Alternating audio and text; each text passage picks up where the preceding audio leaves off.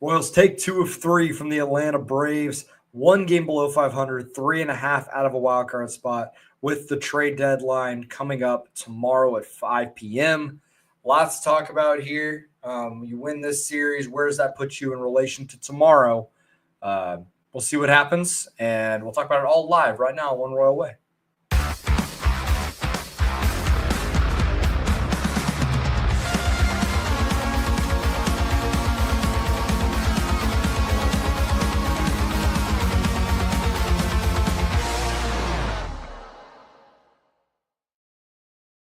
We're back at it here on Kansas City Sports Network. I'm Joel Penfield. Thank you all so much for tuning in. If you're watching this live on YouTube here on Wednesday night, 8:30 Central, as always, 8:30 Central start time. A little different with the way that the series was, kind of going to flow, with it being, a Wednesday day game, off day with the trade deadline.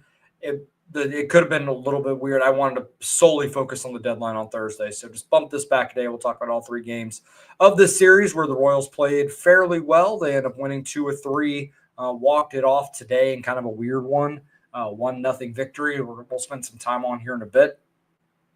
This show, as always, brought to you by Emprise Bank, member FDIC. Our partners Impossible here at Kansas City Sports Network and on this show. We can't thank them enough for that support. Drop any comments you have on the Braves series if you are watching this live, and any thoughts you have on the trade deadline, which is coming up tomorrow afternoon, which we will be live for. So the plan is we're going to go live around 4:30, 4:40, something like that, about 20 minutes before the deadline. And then we'll go about 15 minutes beyond in case anything else trickles in. We'll talk about all moves that are being made, not just Royal specific, have some fun with it being, deadline day. Maybe some crazy stuff that happens tomorrow over the last couple of years. And some moves that happened the day or two before, and then it really goes nuts on the day of. So we'll see what ends up happening tomorrow if the Royals do anything. Last year they made the deadline moves for Ursig and Paul DeJong on deadline day. So I imagine they're going to be active in some capacity tomorrow, and we'll see what they end up doing. We'll go back to Monday night. First game of the series against the Braves. The Royals lost this game 10-7. The offense actually played pretty well, all things considered. Bobby with 2 hits. Michael had 3. Kind of showing off for his cousin a little bit. David Shields is very good. B-Patch 25. Another great start from him tonight. 7 strikeouts, no walks, no runs. That low A, as an aside here, that low A rotation is getting fun. So you have David Shields, who's already established himself there and has been great since going to low A. And then you have Kyle DeGroat, who was a 10th or 11th round pick last year. They pluck him away from his college commitment, and he was solid at the complex. He's going to low A now. And Kendry Churio, a name that we brought up on this show before, 17 years old, started this season in the Dominican Summer League. Then he goes to the complex and was just as good there. 39 strikeouts to 1 walk at the complex in the DSL. I mean, just crazy stuff. Mid-90s fastball, big curveball, super fun to watch. He's going to low A at 17 years old. He'll be the only pitcher in affiliated baseball that's 17 years old. So, I mean, that's big time. The Royals don't move prospects like that. They're guys like that. They're young guys. Normally, guys come over from the Dominican, they go to the complex, not the complex for like a year or two, and then around the time they're 18, then 18, 19, then they'll go to affiliated ball. So they did with Yandel Ricardo, but not this time. Churio is kind of fast-tracked relative to what we've seen from some of these guys that have come out of the DR in the past few years. So if you want to have some hope for, a guy that's, from the Dominican that the Royals got at a young age that can be an impact player, he's probably the best chance. Zobak, Shields, Kudrna, Walters. Yeah, Walters maybe not as much, but I think the traits are there. Dude's just got to figure it out because, I mean, he really struggled at times, but I was really high when they did draft him that he could turn into something. But it's certainly like what the Royals have been able to do on the pitching development side over the last couple of years has been unbelievable. Just want to see the hitting kind of now start to make its way back. Because it for a while, I see, 2021, 2022, and even, preceding that, the hitting, like the pitching lagged way behind the hitting development. And now it seems like it's kind of flipped. So we'll see, but still time to talk about those things. Going back to the game on Monday, offense was fine. It was the pitching that was the issue. And it was probably not even probably. It was the worst pitch game that the Royals had all season long. Rich Hill's on the mound. I mean, the Royals have 3 healthy starters. They needed to try and get some innings out of Rich Hill, and he just didn't have it. Now, he had a good first inning. Strikes out the side, and you're like, oh, hey. He gets 2 strikeouts, gets one on a curveball, a big curveball to end the inning. Looked like, okay, maybe he's got something, and he just walked the world. 6 walks in 4 innings. That was the story of the game. The Royals walked 14 batters and only struck out 4. Gave up 10 runs. Rich gave up 4. Steven Cruz, it was his worst game of the year. I just couldn't get anybody out. Goes an inning and a third, 3 hits, 4 earned, and 4 walks, no strikeouts. I mean, just one of those games where they just couldn't get anything going and any sort of momentum in a game where your offense scores 7. And a lot of that late in the game to keep, give themselves a chance. And there's nothing there. I mean, it was just wholly uncompetitive on the mound where, you didn't really even give yourself a chance. And the Royals gave Rich Hill an early lead. They get 2 in the first on a Michael double and a Salvi single, but it ultimately didn't end up mattering. And just one of those games you just chalk up to and go, hey, they just didn't have it tonight. And it was just an odd way that we see they don't have it tonight because the pitching, for the most part, has kept them in so many of these games. And when the offense kind of battled, it ultimately didn't matter. And that game was the score was 10-7. It was not that close. Like it was 10-4 in the 9th. The Royals make a little rally in the 9th, but ultimately end up, Bryce Iglesias comes in and shuts the door. And that was that. There's just not a lot else to take away from this. Was, you kind of write it off as a one-off. I mean, it was just poor. I mean, 14 walks in a game from your pitching staff that has been so solid all year. Now, 6 of that, nearly half of those came from Rich Hill, who was promptly DFA'd. After that game, Thomas Hatch comes up, and we'll see what he's got. It's more organizational depth than anything right now. We'll see, over the next 15 hours or so, 21 hours at this point. What they end up doing, if they end up doing anything to try and bolster that. So you're not just riding 3 starters for the rest of this season. But they bounce back a bit on Tuesday, win 9-6. Still some walk issues, only 5 in this game. But it's just one of those games where they needed the offense to score, and they actually were able to keep up. And that, to me, was like, oh, the offense has turned a corner a little bit. Some of the runners in scoring position stuff is kind of coming the other direction a little bit now. They're 5 for 11 with runners in scoring position in this game. Vinny gets it going early with a home run off of Eric Fetty. They took advantage of facing a bad pitcher, a guy that's had a bad year in Eric Fetty. They tag him for 4 and 4 2/3. Jonathan India misses a 3-run homer by about a foot, but it's a 2-run double. And they just kind of get going. And this was Seth Lugo's first start since signing his extension. And for 5 innings, 5 and 2/3, he pitched incredibly well.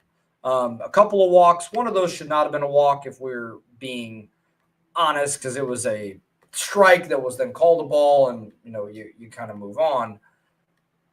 But the 6th inning starts, he gets a strike out of Matt Olson. Acuna flies out, 2 out, and this is all with 2 outs. Austin Riley homers. Okay, 4-1. Let's get the next guy. Well, Michael Harris singles, and then Marcell Ozuna homers. So 3 batters later, it's 4-3, just that fast. And you're like, oh boy. And then it's Drake Baldwin doubles, Ozzie Albies walks, Nick Allen walks, and it's bases loaded, 2 outs with the tying run on 3rd. Hunter Harvey comes in, gets out of the jam, and you move on. And Lugo really didn't pitch all that poorly in that inning either. He really made 2 bad pitches. Hung a couple breaking balls to Ozuna and to Riley, and that's ultimately the difference. But before that, he was pitching very, very well. a couple, get away from him, and then the inning kind of unravels. Not what I would expect to happen to Lugo, moving forward. Just one of those outings. And as poor as the Braves have played this year, it really has come down to pitching for them. They have so many guys that are hurt that, you just kind of wonder, how much is the offense going to be able to do? And that offense is really good. Acuna is obviously awesome. Matt Olson is great. Austin Riley is very good. Marcell Ozuna has been great, playing for the Braves. Ozzy Albies is solid. Not having his best year, but, the track record is good. Michael Harris has been great. One of the better hitters in the league for the last, 3 weeks or so. And they kept them in it, to their credit. Like they made some solid hits on some solid pitchers' pitches. They did a really good job laying off. Obviously, they took 19 walks in the first 2 games. Like, what are you going to do in some of these instances where you're expecting chase and you don't get it? But to the Royals' credit, they didn't let the game get away from them there. And I thought that was a trait that we haven't seen a lot from this team this year. That sort of punch-counterpunch thing that they had a lot of last season, where you never felt like the Royals were out of it, like they were a cockroach. They were a pain in the ass to play. And they just couldn't figure it out, couldn't get it done. And that 6th inning, it's 4-3. You're on the ropes a little bit. Like, is your offense going to be able to pick it back up? And they did. Salvi singles. Adam Frazier bunted. I didn't like that, especially with Salvi being the lead runner. That didn't work out, but ultimately you score some runs. So, is what it is. Freddie Fermin walks, and then Randall Grichuk works a walk off of Enyel De Los Santos. So it's bases loaded, 1 out for Kyle Isbell, who laced a single or a double into left center, scored all 3 runs. You get all 3 of those runs back, just that fast. And then with 2 outs, Bobby singles, Vinny hits a ground rule double, and it's 9-3, just like that. And you take the game back a little bit. They end up getting 3, a 1 off of Ursig and 2 off of Zerpa. I don't think Ursig pitched bad. I actually thought it was one of his better outings, just stuff-wise. 2 of those hits didn't leave the grass in the infield. So just some BABIP luck that didn't quite go his way, but I thought he looked good. Schreiber gets 2 outs. The bases were loaded when he came in, and he punches out Austin Riley to get the 2nd out of the inning. And I was like, okay, that now you feel pretty comfortable. Estevez comes in, locks it down. 28th save of the season.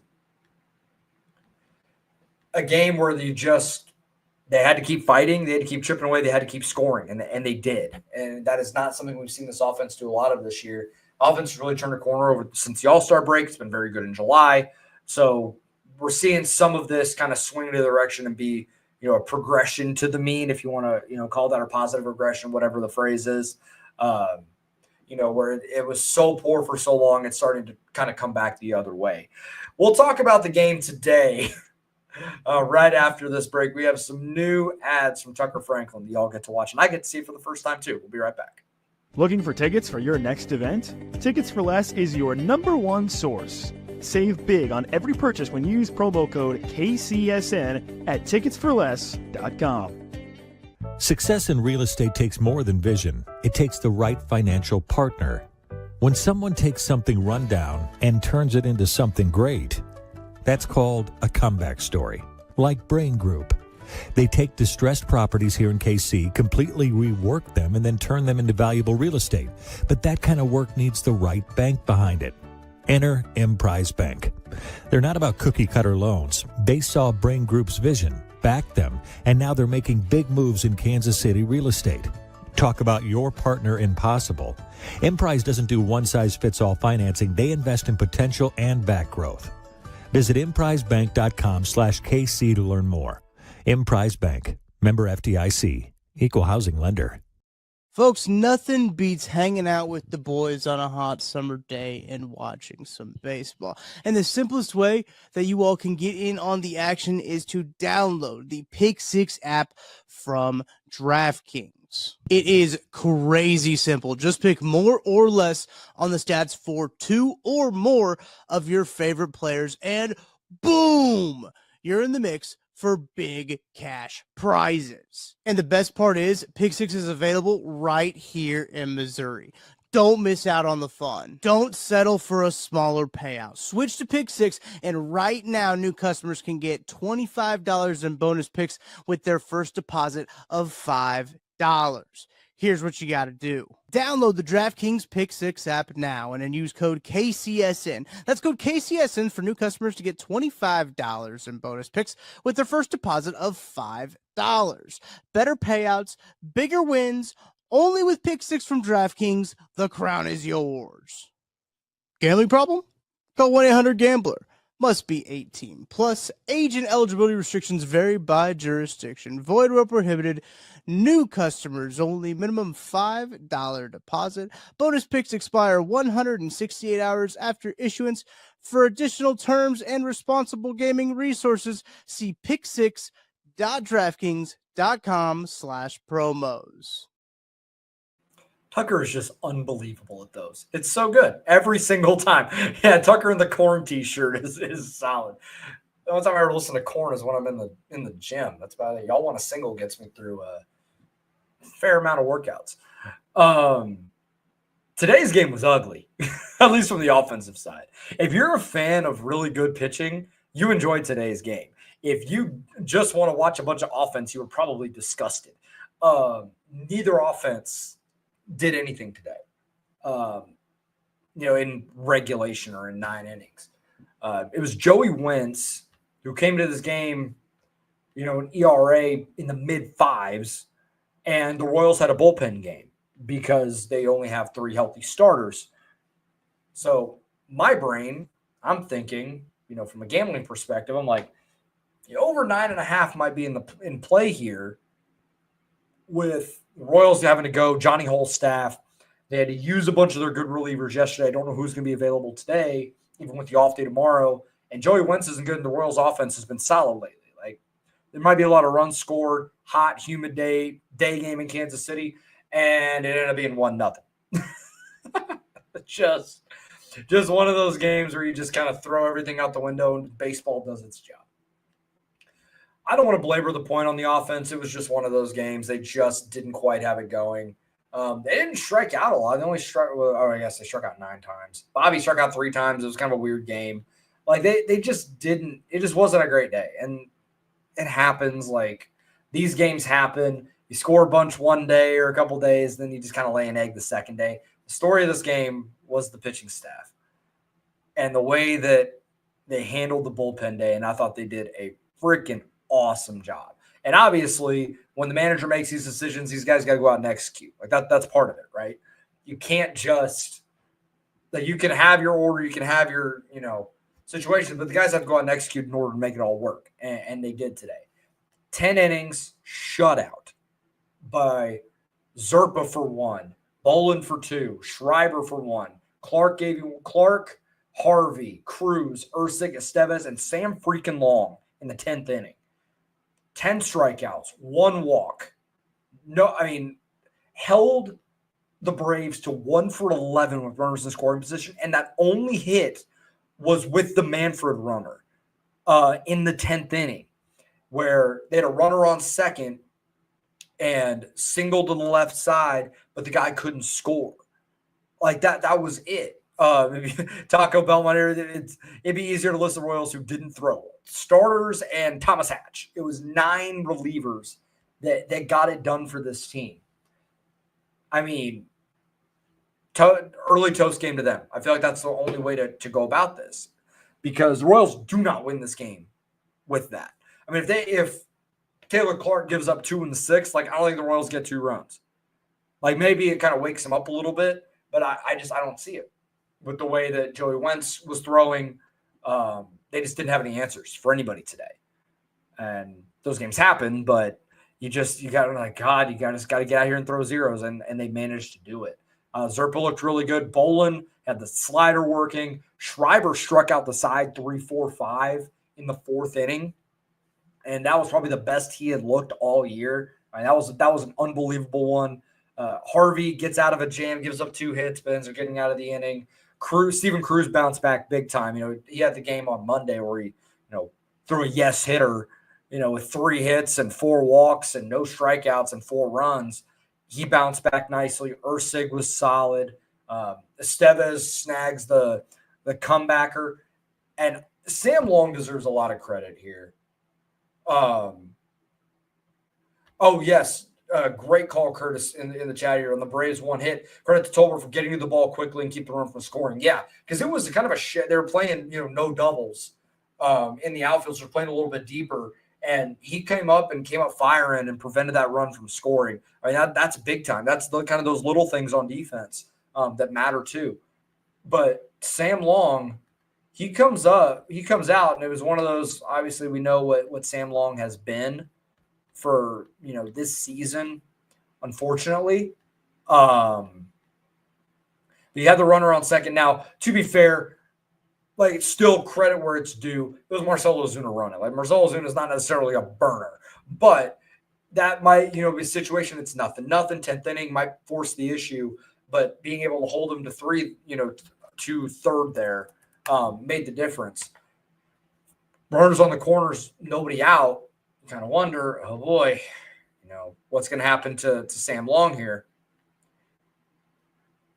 And he strikes out Sean Murphy, and he punches out Eli White on strikes. And it actually was a strike. The zone today from CB Buckner was one of the strike zones of all time. And I will say this, some of it, who wasn't nervous when Sam Long came in? That's fair. But it's one of those, it was either him or Thomas Hatch. So, you're, kind of scraping the bottom of the barrel here because it was a bullpen game.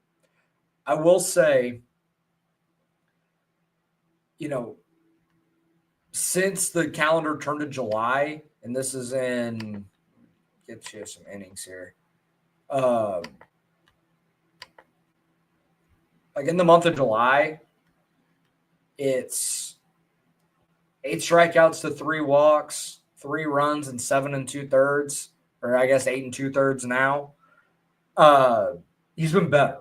Now, I think he's still relegated to that sort of mop-up duty and, kind of a break glass in case of emergency in some of these situations.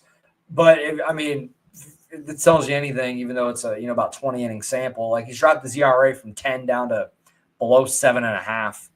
It's something, right? And this team needs innings. They got a lot of guys hurt. They're going to have to rely on the bullpen more as we go forward, depending on what they decide to do at the trade deadline. So, a massive, massive credit to the pitching staff today. To go 10 shutout is unbelievable. And to do it with 9 pitchers, first time since 2016 that's happened.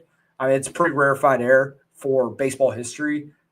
And they did an unbelievable job today and deserve a lot of credit. Salvi comes up with the walk-off hit in the 10th. And you felt like they were going to win that game when Long gets out of their shutout. No runs. I'm like, okay, Salvi's going to walk this off. And then he did, ultimately. Thank you, Curtis. We have another trade, not Royals related. Cubs acquiring Mike Soroka from the Nationals. Okay. That was one that that was a name that I had kind of thought of for Kansas City. Because he, he's on an expiring deal. The expected run, according to Jesse Rogers, he's got a 4.87 ERA, but the expected's 3.32.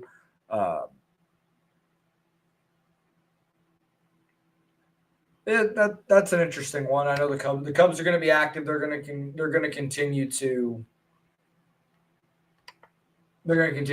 get better. Sorry, I just got completely distracted as I'm tapping around here. Trade deadline tomorrow. Imagine the Royals are going to be active in some capacity. Not going to be anything groundbreaking, I don't think. Some of the prices for relievers is incredibly high. Taylor Rogers. Was it Taylor or Tyler Rogers? The giant, the twin from the Giants.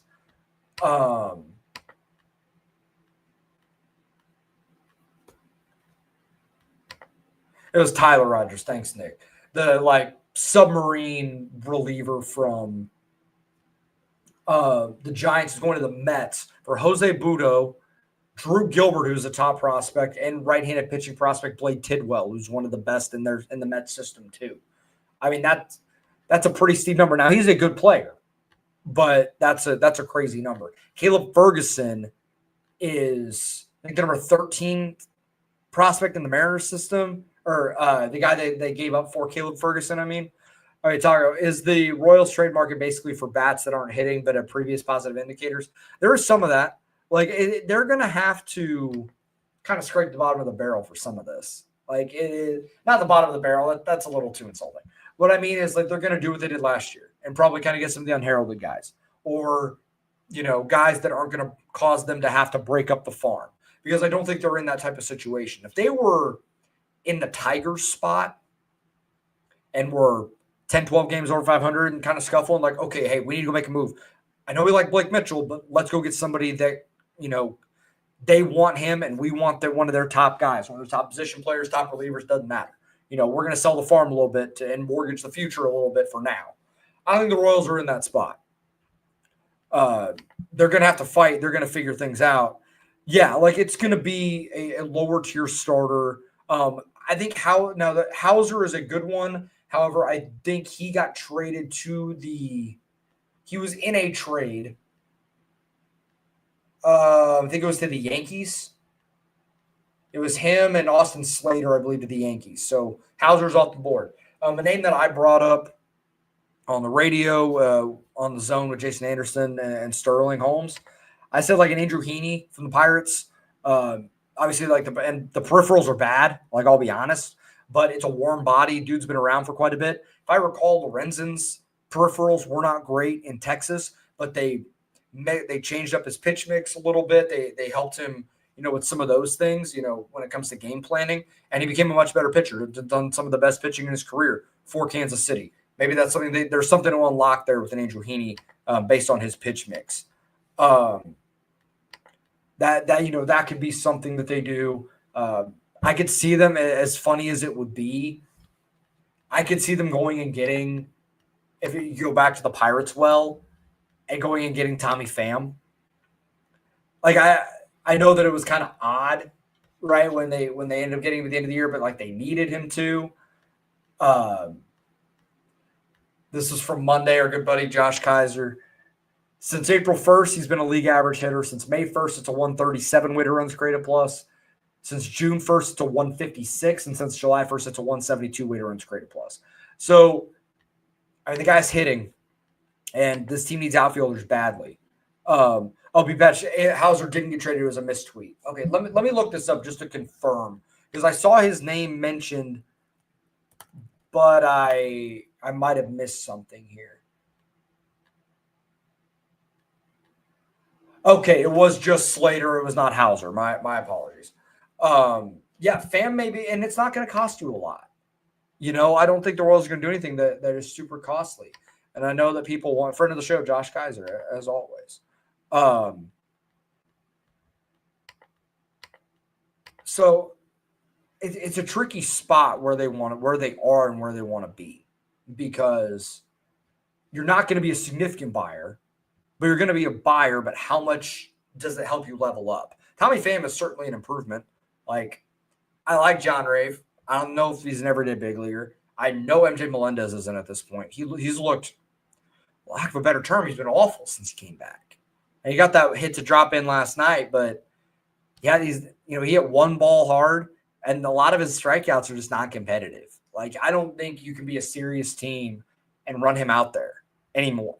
Like, even in a bench role, right? Like, sneaky Adam Frazier's been fine. I think Randall Grichuk is solid, but they're going to have to find a way to improve somehow. I don't know how it's going to be, but Tommy Pham might be one. Put him in the bottom of the order and let him cook, right? Or maybe you lead him off again and move Jonathan India down, and maybe that changes some of your offensive goals a little bit. There's going to be a few different avenues, and if they go get a reliever, it's going to kind of be an under-the-radar guy. The price for any sort of, mainstream name that we know, like Ryan Helsley was costly, Yohan Duran was costly, Mason Miller's obviously going to be incredibly costly. Even Caleb Ferguson cost you a top 15 prospect in your system.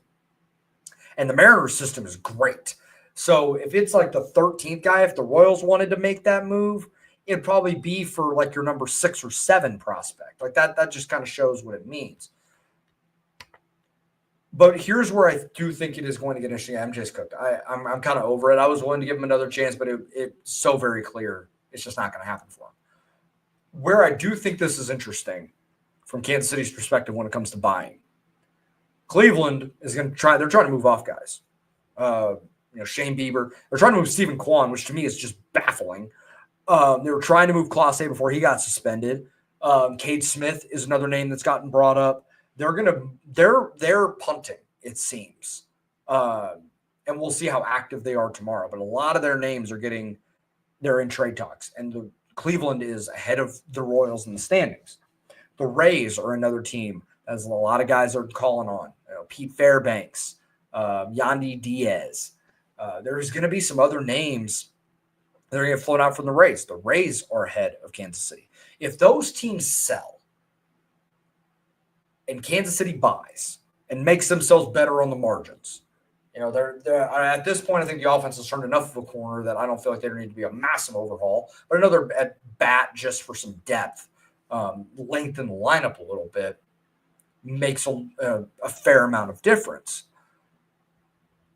And if you're in that position, and Vinny Pasquantino talked about it, I think Curtis Seabold had the quote, that the Royals, and I talked about this in separately without any sort of firsthand knowledge of the clubhouse, that the Royals extending Lugo and not trading him, when obviously that had been a point of conversation for a while, it motivated that clubhouse. It got everybody fired up. Like, okay, they believe that we're going to go, let's go do this. Let's go to the playoffs. Let's go get this done. And it kind of galvanized them a little bit. And they, you go take 2 or 3 from the series. The offense really got rolling. Today notwithstanding, but over the weekend against Cleveland, the offense was solid. So you put yourself in a really interesting spot. And it could be the difference in trying to go make a crazy run for the next 2 months. It's a sprint now. Like the season is a marathon, but the last 2 months is the sprint part of it. And if you go make moves to get better, and Cleveland and Tampa are actively trading away good players, there's no reason why you can't jump them. And those teams are going to fall out of the race. And then you're competing with Texas, Seattle, Boston, New York, maybe Toronto if they come back a little bit. But you're going to be in the mix. And you're already in the mix with 3.5 out. But now you're putting yourself in a much better position to get one of those spots. It may end up being a fool's errand and they miss the playoffs. But damn it, they're gonna go down swinging. They're gonna try their best and see what happens. And I give them credit for that. We'll see what they end up doing, what kind of prospects they give up or are willing to part with to make the team better. And then that'll help us at the end of the season relitigate this and these decisions that they are making as we go forward. I don't expect them to sit pat. I do expect them to buy. I don't think it's going to be for anything drastic. I kind of agree with you, Nate. Nate in the chat, Nate Thomas always here. I don't think the Royals necessarily deserve to be in the playoffs, but I wouldn't mind them being competitive. I think that's what it's about, right? I think ultimately them staying competitive. I don't think anything's gonna end up happening, but it makes my job a heck of a lot more fun. In fact, they're gonna try and be in it till the end because they sold Lugo and they moved all this. It's okay. No, I'll still be here, but I know y'all are going to be watching the Chiefs and paying attention to training camp, and no one's going to care anymore. It makes it a little bit easy, better on all of us if the Royals are competitive and they make some moves to try and make the playoffs and make a push. But if they get into the dance, then anything happens. And from where they were to where they are now to where they potentially could be, if they end up making the playoffs, that's impressive. Given some of the struggles and the deficiencies this team had, I would love Stephen Kwan. That would fix a lot of ills on this team. There's a leadoff hitter that's going to get on base, that's not going to strike out, that's contact-oriented, and is a freaking pest. And I love those types of guys at the top of the lineup. That's why I'm cool with, a Luis Arias, a Stephen Kwan, guy like that can get us Chandler Simpson, something like that can get on for Bobby and truly be that guy. Jonathan India has not been that, I still think it was a worthy swing. But you go and get that guy, and I know that Nate here said something, I don't mortgage the future, and I understand. I would give it, like, if they're like, hey, we want Blake Mitchell, I'm like, signed, sealed, delivered, done with almost no hesitation if they can go and get Stephen Kwan. I don't think Cleveland would trade with Kansas City. It's not that I think interdivision trades don't happen. We've seen them already, like Sir Anthony Dominguez got shipped across the clubhouse in division, in the AL East. So I'm saying it can't happen. But like that high profile of a move, I don't think so. I would love it, but I don't think that would end up being Kwan. So Curtis Kwan would have 2 more years of control beyond this year because he debuted same year as Bobby. And he made his big league debut the same day.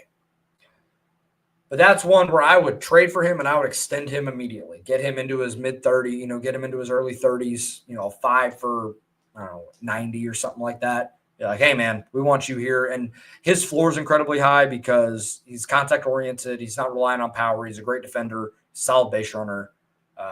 It'll be the perfect dude to have at the top of your lineup with Bobby, Vinny, Salvi, Michael to follow. I mean, that 1 through 5 would be pretty great. But we'll see what they end up doing. I don't think it ends up being anything drastic. I think if they end up do anything drastic, it's probably going to be in the offseason, kind of like we talked about last year too. Like, trading Brady Singer, that's pretty drastic. But I don't know what kind of move it would be. But certainly there's going to be conversations had. Tomorrow's going to be a lot of fun. And we'll be here live at about 4:40. I'll be here last 20 minutes of the trade deadline, about 15 minutes after. If the Royals make any moves, we'll obviously talk about those as more trades come in. Other trades that were eye-catching, across Major League Baseball. It's a fun day, and we'll go from there. I appreciate everybody hanging out. Once again, toast game to the bullpen, Johnny Hole staff for getting it done today, helping the Royals win that ball game, and the offense kind of left their bats at the bat rack for the first 9 innings of that game. An unbelievable performance by all involved there, especially Sam Long in the 10th inning with the Manfred runner on. Punch out 2 and get out of that inning and give the Royals a chance to win. Massive stuff. We'll be back. Like I said, tomorrow I'll be live. Be sure to come hang out. I'll tweet out the link, about an hour before, and we will see you guys tomorrow. Have a good one, everybody.